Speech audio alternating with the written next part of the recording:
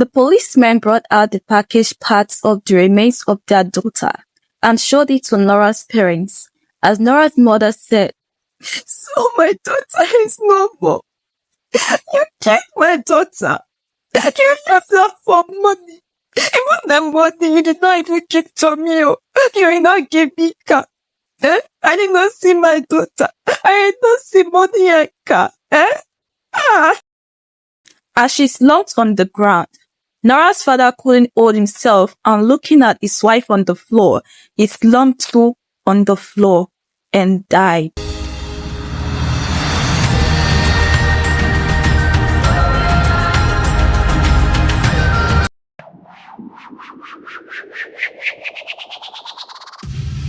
On a sunny Sunday morning in Benin City, a girl in her 20s went to the market instead of church. She was too tired to go, not because she was physically exhausted, but because she didn't have any new clothes or a fresh hairdo to wear. She would rather avoid the judgmental eyes of her community. Her friend Eno, who didn't see her in church, called her after the service, and she confessed her reasons for skipping church. And Eno replied, "This girl won't change. Never the same stories." After returning from the market, she sat down, lost in thought. She had been attending church for a while now, but her life remained unchanged. She was stuck in a 6-year relationship with no benefits. Frustrated, she thought, how can someone go to church and have nothing to show for it? The sound of her phone buzzing broke the silence. A text from her boyfriend asking her to meet up later. Nora sighed, feeling like she was just going through the motions. She longed for something more, something that would bring her joy and fulfillment. But what was it, and how could she find it? After finishing her meal, Nora got ready quickly and admired herself in the mirror, praising her own beauty, but she couldn't shake off the feeling of being stuck in a dead-end relationship. I'm fed up, but I can't give up, she thought. I don't want to be a laughingstock among my friends. She sighed and grabbed her bag, heading out to meet her boyfriend, Teddy. When she arrived at the agreed meeting spot, Teddy was nowhere to be found. She waited for an hour, her frustration growing with each passing minute. Finally, Teddy showed up, looking unbothered. "You kept me waiting for an hour, and you're the one who set the time," Nora exclaimed. "Why are you still the same, Teddy? You never change." Teddy shrugged. "I didn't come here to be nagged. I just want us to have fun, okay?" Nora raised an eyebrow. "Fun? Does it look like we're having fun right now? You only care about yourself, not about our future together." Teddy shot back. "Is it my fault you're not having fun? I try my best to take you out and pay your expenses, but all I get in return is nagging about marriage? Do you think relationship is all about fun? Relationship is more than that, okay? This is 6 years of fun and no serious commitment from your end, and you want me to be happy? I'm a woman, Teddy. I'm not a plaything. Do you hear me?" And Teddy replied, "You've not complained being my plaything, so why now? I don't have time for all this. When you're ready to be with me, I'll be a phone call away, okay?" Nora scoffs and said, "You wish," and left seated by herself inside the restaurant. When Nora got home, she threw her bag angrily on the floor and removed her hair extension from her head and sat down on the bed crying. Why can't I be lucky? Am I cursed or blind to be in a relationship this long? How do I even get here? How can a man not even ready to settle down yet, and I'm still with him? Fuck this. Her eyes were swollen already as she looked at herself in the mirror and started saying, "Aren't I beautiful enough to get any man I want to settle with me? Why is it that it's the wrong man I'm attracting? What should I do?" And then a knock from the door was heard. Nora remained silent, knowing someone was inside. The person knocking the door came in by herself and saw her friend Nora sitting on the bed, crying with her eyes swollen, and called out to her, Nora, what do you think you're doing to yourself? Are you the only misfortune one? There are people like you, but are you under this to tell if you overcome this or not?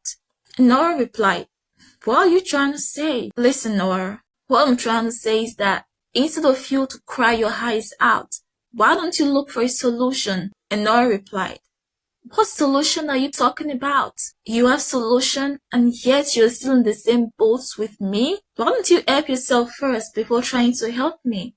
And Eno replied, this solution involves the two of us, okay? Since we are putting on the same shoes, then let's do this together. Well, just that mine is a bit different from you. I'm a hooker, but now I'm ready to settle down.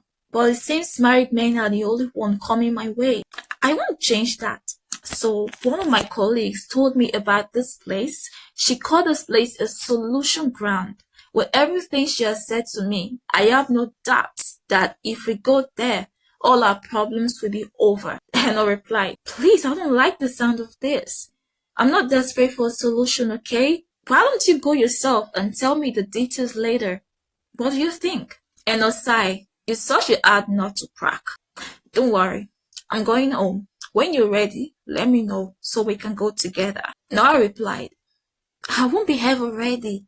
If church couldn't help me, what makes you think that that place you want to go can do it? And I replied, life is a risk. If one doesn't work, you try another again. Never give up. That's what they say, right? I'm your friend and can never lead you astray. We're in this together, babe. Nora said, still, I'm not comfortable with this. I'm not going anywhere. Maybe it's not in my destiny to settle down, so I won't force my destiny. Eno replied, you're so dramatic. See you later and wipe those tears off your face. Bye, dramatic baby. Nora scoffs. Yeah. The next day, being a Monday, as Nora was going to work, Nora's phone buzzed. Her mom was calling. Good morning, Mom. How was the night? Nora asked.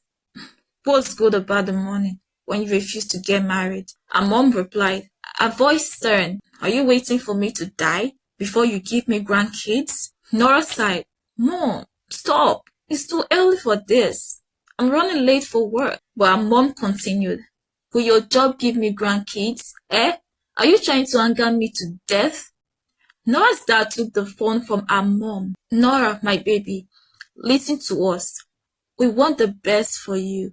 We are worried about you because you're getting older. We need grandkids. Nora pleaded, Dad, I love you guys, but I don't know where to find a husband. I'm lucky with men. Her dad warned, you have 1 month to get married or we disown you. We'd rather starve than have an ungrateful child like you.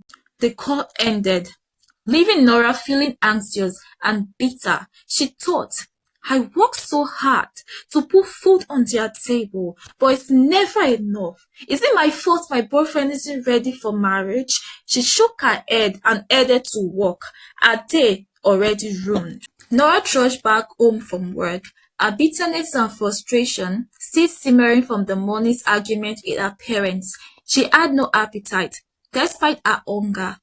Why are they treating me like a stranger? She thought. Don't they know I'm hurting too? I'm in a relationship, but I feel so lonely. I need a man who will treat me like a queen, sponsor my vacations, and change my wardrobe. Not just any man, a wealthy one. Marriage call. Grand kiss me. Her phone rang, and Terry's name flashed on the screen. She ignored the call, letting it ring out. You think they can just walk out on me and still call me? She scoffed, but when the phone rang again, she picked up. If you don't have anything important to say, I'm hanging up, she warned. Kelly's voice was laced with a growl. I dare you to try me and see what I'm capable of. Nora's eyes flashed. Are you threatening me now, Teddy? But Teddy's tone softened. I love you, Nora.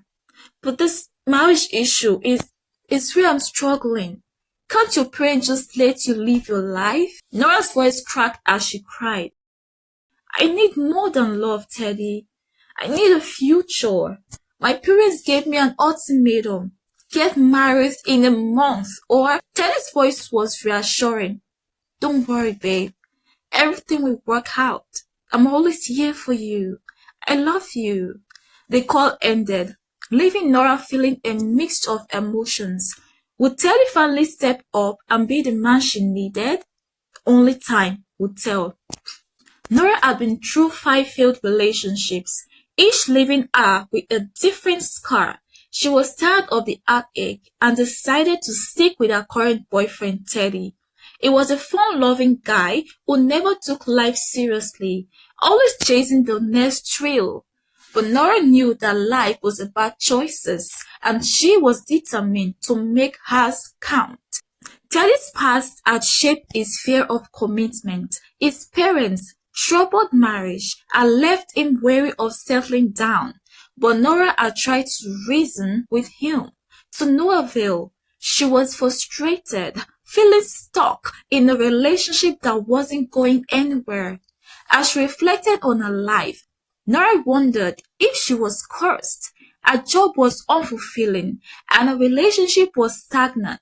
She felt trapped, like she was begging for scraps from Teddy instead of getting the love and security she deserved. Why is my life so hard? She cried out in frustration. I need a change. I'll do whatever it takes to get it. The fire in her belly was burning brighter than ever, and she was ready to take control of her destiny. Nora was on the phone with her friend Eno, chatting about their day. Eno had a surprise announcement. Guess what? Guess. Just guess. You know what? My friend Junior, who traveled 3 years ago, is back in town and having a return party this weekend. I'm invited, and I can bring a +1. Nora's curiosity was piqued, but she hesitated, remembering her plans with Teddy. Eno encouraged her to come, saying, forget Teddy for one weekend. You never know who you might meet. But Nora was unsure, not wanting to rock the boat with Teddy. As she continued her work, her colleague Danielle offered to bring her lunch, but Nora declined, suspecting ulterior motives. Danielle teased her. Don't worry, sweetheart. My motive is fair. Who would want a beauty like you? Nora rolled her eyes, but her mind kept wandering back to Eno's invitation. What if something amazing happened at the party? Why not take a chance? She thought. As she weighed her options, fear crept in. What would she tell Teddy? But then she thought, I'll just tell him I'm spending the weekend with my parents. With a slight smile, she texted Eno, Hey babe, I've decided. I'm coming with you. She sent the message and smirked, feeling a thrill of excitement. On Friday, Nora and Eno left work early, excited for a shopping spree before the party. As they strolled to the mall, Eno squealed, I can't wait to get something sexy. Junior won't be able to keep his hands off me. Nora laughed. I'll come to your place to get ready. I don't trust Teddy to show up at mine. She grinned mischievously. It's been ages since I've been to a party. I'm giving it my all. Both friends chimed in unison. Let's shop till we drop. With a tight budget, they were determined to find the perfect outfit to make a statement at the party. Little did Nora know, this night out would be a game changer. As they entered the party, Eno and Nora were electrified by the wild atmosphere. Lights flashed, music paused, and people danced freely. Junior spotted Eno and was drawn to her like a magnet. They exchanged compliments, and Junior introduced his friend Ken to Nora. Ken's piercing eyes locked onto Nora, and they both seemed lost in a trance. The 4 of them unforgettable night. But Nora woke up the next morning with a pounding headache and an unfamiliar ceiling. She panicked to find herself naked in bed with Ken, but he reassured her with a gentle kiss and a hangover pill. After a lovely breakfast, Ken took Nora shopping and dropped her off at her apartment, sending her a surprise credit alert of 5 million naira. Nora was overjoyed, feeling like she had hit the jackpot. She couldn't wait to see Ken again, already planning to hold on tight to a new millionaire guy. Later in the day, Nora and Eno met up and shared stories about their exciting night. Eno talked about her fun with Junior, saying, well, me and Junior had a roller coaster last night, and it's been long I've enjoyed myself like this. With him, it's always fun, babe. Nothing beats this fun. Nora revealed a surprising gift from Ken, saying, guess what, Eno? Ken took me shopping this morning and drove me home, and then gave me 5 million naira. Ooh! Can you believe it? And I exclaimed, oh my God, what did you say?